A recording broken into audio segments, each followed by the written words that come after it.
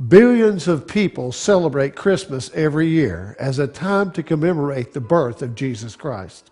People all over the world bring evergreen trees into their homes. They decorate them with silver and gold.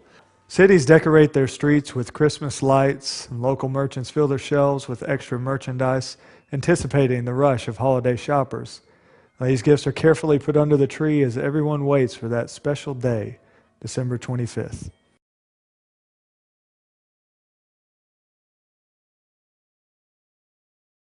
الشخصية دي عشان ما أحيركوش كتير، هي شخصية بابا نويل اللي هو سانتا كلوز. يمكن كتير مننا ما يعرفش ان في شخصية حقيقية هي الأصل بتاع قصة القديس، هي الأصل بتاع بابا نويل، وهو القديس نيقولاوس أسقف مدينة مورا.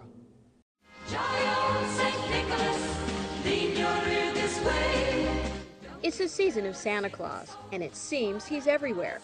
Children anxiously await the arrival of Santa, who is, of course, bearing gifts. But some Christians are worried that most of those children, and their parents as well, don't know who jolly old St. Nicholas really was. St. Nicholas was a real person, not a fairy, not someone who's flying through the sky and with reindeer, but an actual person who lived and worked and died and had a full life. He had a Christian life because he was actually a bishop, a pastor. القديس نيقولاوس أو سانتا كلوز أو بابا نويل. هو أصلا اسمه القديس نيقولاوس، اتولد في مدينة اسمها مورا أو ميرا جنوب تركيا، وهو من أصل يوناني أصلا، وكانت والده ووالدته ما بيجيبوش أطفال، وبعد كده صلوا كتير لربنا فربنا اداهم القديس. وهو اتربى تربية حلوة قوي وعاش في مخافة ربنا، وبعدين راح الدير واترسم راهب وقسيس وهو عنده 19 سنة. There are numerous tales of Nicholas doing good deeds, performing miracles, calming the seas, stopping famine, and rescuing children. Separating truth from myth can be difficult. My guess is that some of the fanciful stories that have moved into the realm of legend and miracle had their roots in very concrete acts of very real kindness and generosity. القصة بتاعت بابا نويل اللي هو كان بيجي يحط الهدايا جنب الدفاية، والأولاد بيصحوا في عيد الميلاد يلاقوا الهدايا والحاجات دي كلها، دي ليها أصل. القديس نيقولاوس ده كان أسقف لمدينة مور زي ما أنا قلت، مورا، والبلد دي كان فيها راجل عنده 3 بنات، كان غني وافتقر وعايز يجوز ال3 بنات وما كانش عنده فلوس عشان يجوز ال3 بنات. كلنا عارفين القصة دي، ان هو ساعد الراجل ده بان هو يحط كيس فيه فلوس في قدام الباب لغاية ما جوز ال3 بنات، والراجل اكتشف ان هو القديس نيقولاوس في الاخر. القصة دي بقى نسجت عند كتير من الناس فكرة الزائر للفقراء اللي بيدي سعادة، ودي الفكرة بتاعت بابا نويل. اولا لفظ نويل ده لفظ فرنساوي معناه اب الميلاد، نويل دي كلمة معناها اب الميلاد، لكن لان عيد الميلاد كل الاطفال بتنتظر هدايا، فاصبح مين اللي هيجيب هدايا للفقراء؟ فالقصة بتاعت القديس نيقولاوس ادت الايحاء ان في قديس بيجي او في شخص بيجي معاه كده الهدايا علشان يرميها في ليلة عيد الميلاد الصبح، يشوفوها الأطفال فيقولوا زي ما القديس نيقولاوس كان عمل مع العيلة دي بيعمل مع كل بتوع الأطفال اللي مستنيين هدايا الميلاد.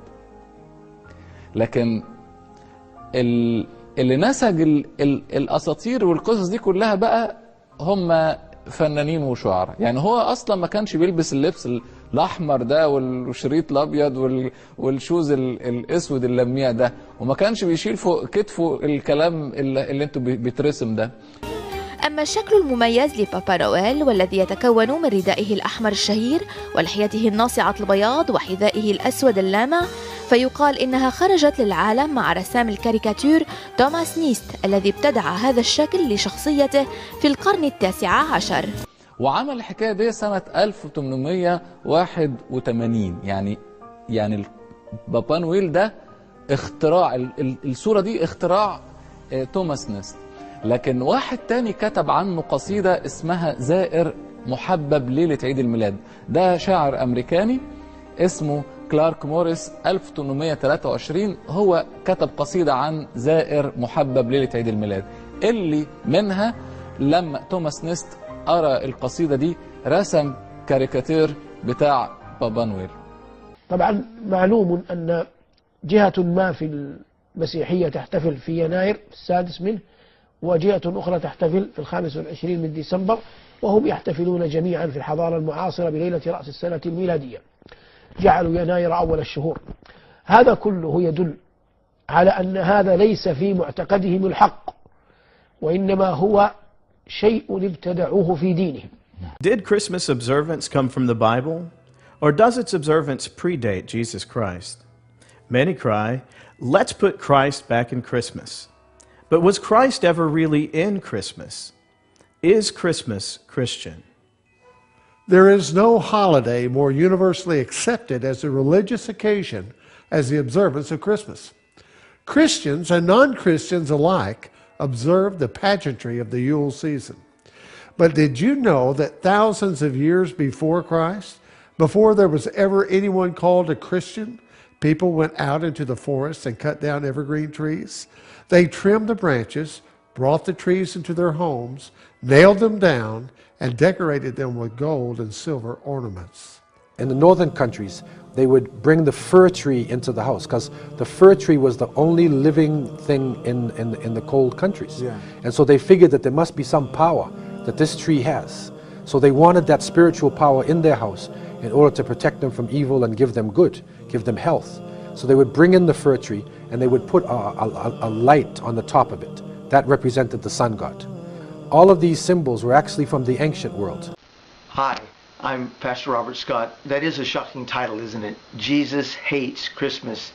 But you know, the world is turned upside down. Before, years ago, people would be surprised if the world was round. They thought the world was flat. Well, Satan has turned the whole Christian world upside down with deception. And I know it sounds strange to say that Jesus hates Christmas, but he does. Because he was not born on December 25th. He wasn't born in the wintertime. He was born in September. He was born at the Feast of Trumpets, which you're celebrating this year on the 17th of the month of September. عيسى عليه السلام لم يولد تحت الصبة. قالت وهزي إليك بجذع النخلة. فكونك تحمل هذه في إشارة على أنه ولد تحتها وتكذيب للقرآن. القرآن يقول هزي إليك بجذع النخلة. هذه واحدة. والنخل إنما يأتي ثماره فوقاش أكتوبر سبتمبر، وهم يحتفلوا به فوقاش تولد في ديسمبر. إذن هذا تكذيب، إذن هذا كله تكذيب. ما كان لا تاريخ، لم يجتمعوا لا على تاريخ ولا على مكان الولادة ولا على زمان الولادة، إنما هو تخرصات وظنون، وإن الظن لا يغني من الحق شيئا. Why do we find ourselves following such customs? How can a festival which predates Christ be Christian? All right, stupid question. If you had to explain to a complete stranger, if they were looking in, they saw the Christmas tree in the house, what's that about? What would you say? I'd say it's about our Lord and Savior Jesus Christ. Okay, and then how does that relate to his birth? You know, I really don't know. Do you have the house decorated up? Yes, sir. If you had to explain to a total stranger who'd never seen Christmas, where's the Christmas tree come from? What would you say? Comes from England, I think. Okay. And what has that got to do with Christ, do you know? I don't know. Maybe evergreen tree lives forever. Okay, let's say somebody's from another culture and they'd never seen a Christmas tree. Could you tell them where that came from? A Christmas tree farm? Right, but I'm saying, where'd the tradition come from? If you were explaining to them, this is what we do on Christmas, why do we do that? To celebrate the birth of Jesus. And then how does that relate to his birth? I'm not real sure. The 12 days of Christmas, do you know how that relates to the birth of Jesus? No. I've got a question. If you had to explain to a complete stranger, somebody that never knew the custom, where's the Christmas tree come from? What would you say? Christ. And how did that come through Christ? I mean, if let's say we're multicultural and somebody came from another culture, they're like, what is the Christmas tree all about? How did that come from him? It's through Christ. Let's stop and think for a moment. Very few of us ever reflect on why we believe what we do, why we follow the customs we do. We rarely examine the origins of those customs. And sometimes when we do, we're surprised. We still often think it doesn't really matter because, after all, everyone else is doing it. But the Bible makes it painfully clear that the many have always been outside the will of God. Why do Christians observe a festival that predates Christ? Why are these things part of modern Christianity today? And where did they really come from? Christmas and Easter, though the greatest festivals in the Christian calendar, are celebrated with customs that originated in superstition and heathen rites hundreds of years before Christ was born. Even the dates owe more to pagan practices than to the birth and resurrection of Jesus. It was not until the 4th century that December 25th was fixed arbitrarily as the anniversary of the Nativity, because the pagan festivals from which so many Christian customs spring were held around that time. Although Christianity has swept the world in a relatively short time, the missionaries faced an uphill task. The pagans were reluctant to give up their false gods and ancient practices. So the missionaries, unable to convert them easily to an entirely new code of worship, did the next best thing. They took the pagan festivals as they were and gradually grafted the observances of the new faith onto these festivals and the rites and customs surrounding them. December 25th was not called Christmas until the 9th century. Until then, it had been the midwinter feast, a combination of the Norse Yule festival and the Roman Saturnalia, both of which took place in late December. Reader's Digest. Although the celebration lasted for 12 days, the chief day was December 25th. All this took place annually long before the birth of Jesus Christ. Jesus was not the central focus of this festival. In fact, he was not in it at all. Islam are made to believe through the lips of the Holy Prophet Muhammad that Hazrat Isa alayhi salam, Jesus Christ, was one of the mightiest messengers of God. But we are in conflict with regards to his birthday. If we only knew the date of his birth, we would also celebrate his birthday, like we said, Miladul Nabi. We'll have Miladul Masih. We'll have the birthday of Jesus. But when was he born? They tell us 25th of December. Christmas Day, 25th of December. But he was not born on the 25th of December. Today the Christians have come to realize, the learned men of Christendom, that he was not born on the 25th of December. This 25th of December is the date of the birth of the pagan sun gods. Not the Son of God. Son of God in inverted commas. Not the Son of God, but the sun god. What it means? You see, you people here, this is the northern hemisphere. I come from the south. This is the northern hemisphere. And as winter approaches, December, it gets colder and colder here for you people. And as December 20th, 21st, 22nd, 23rd, the primitive man, he could sense day by day, they can see the sun in the distance. Far away, it's going east to west, further and further away, and it's getting colder and colder. So they personify that the devil is eating up the sun. They start beating drums and start offering prayers that the sun may not be swallowed up, because if it gets swallowed up, it will be finished for good. 24th of December, the equinox. And now you see the 25th. Those primitive people in the northern hemisphere, they could sense the variation in temperature day by day. 25th, they can see the sun coming back into its own. In other words, the sun has now come out supreme. It has not been, the devil didn't swallow up the sun. It's coming back. So that is the date of the birth of the sun god. Sun god, the sun has come back into its own. They celebrated Christmas. Birth of, not Jesus Christ, the birth of the sun god, Baal, Horus, Apollo, Astarte, all these were the sun gods worshipped in the Mediterranean region, and their birthday was the 25th of December. So when the people became Christianized under Constantine, they accepted that birthday of the sun as the birth of the Son of God, in inverted commas. So it is not the birthday of Jesus. Saturn was worshipped as the god of seed and sowing and was honored December 17th through the 23rd. So where did we get December 25th? It was when the worship of Sol Invictus, the sun god, was added. Many European countries have a long tradition of celebrating the feast day of St. Nicholas on December 6th. Then St. Nicholas evolved into Santa Claus and got all tied up with Christmas. أما كلمة سانتا كلوز دي السانت كلوز دي لما المهاجرين الأمريكان أخذوا جزء من الرفات بتاعته القديس نيقولاوس وراحوا أمريكا فتحرفت من سانت نيقولاوس إلى سانت كلوز. But the reality is he became a secular image. Not a creature was stirring, not even a mouse. American writers and advertisers helped disseminate a new myth that made no mention of the jolly old saint's religious connections. We always talk about roots and being politically correct. Let's be politically correct about Santa Claus and give him his proper title. I believe that St. Nicholas and his tradition is something that needs to be recovered, and now. If we don't recover this tradition, I believe we are going to eventually lose Christmas, any semblance of a religious Christmas.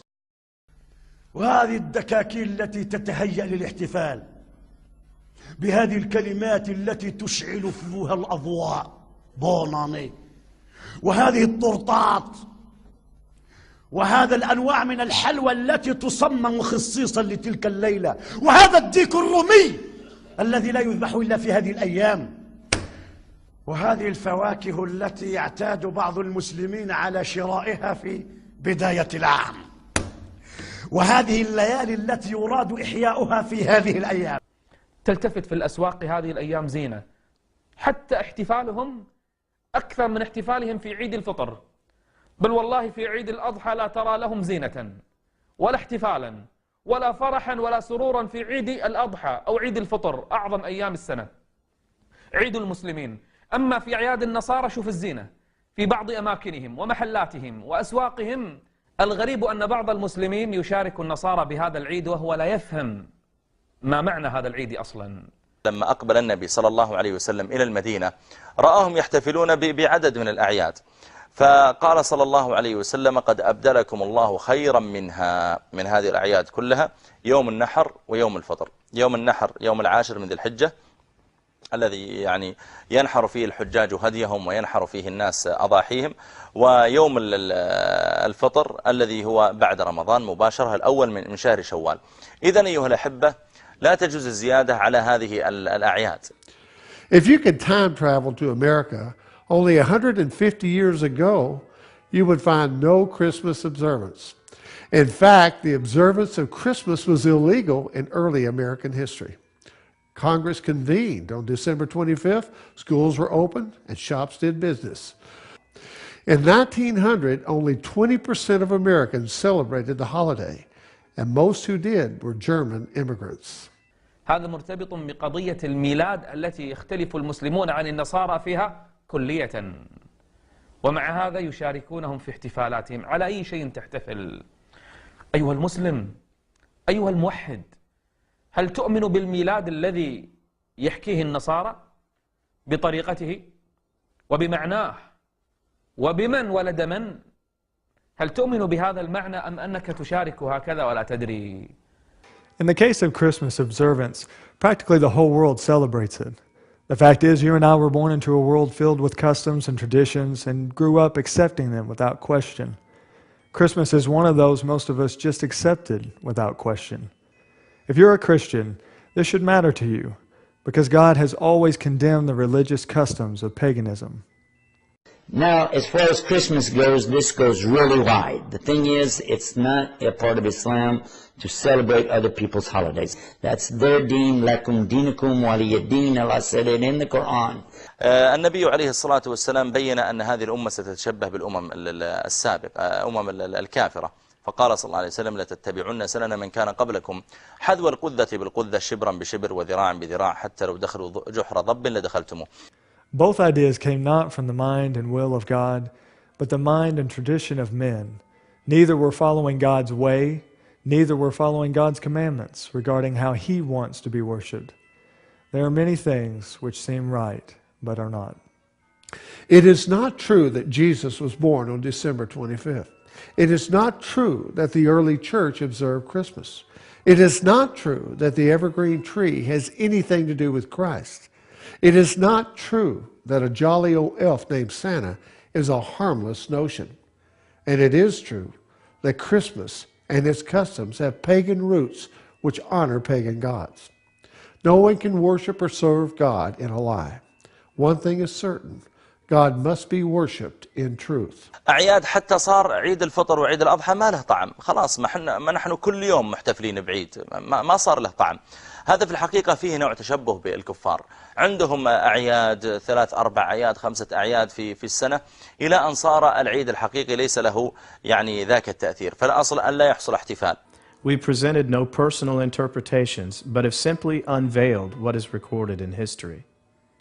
Perhaps you're among the billions who've never questioned the observance of Christmas and the customs associated with it. But with knowledge comes responsibility. We've done our part in exposing this lie. Now it's up to you what to do with the truth. Consider carefully, because ultimately, those who do not love the truth will perish. We copy other people's religion far too much. Let's try to avoid following other people's religion. We have a beautiful one of our own. Why don't we learn what we have and apply that? Isn't that a good idea? I'm going to actually put that into practice in my own life and try to think about that.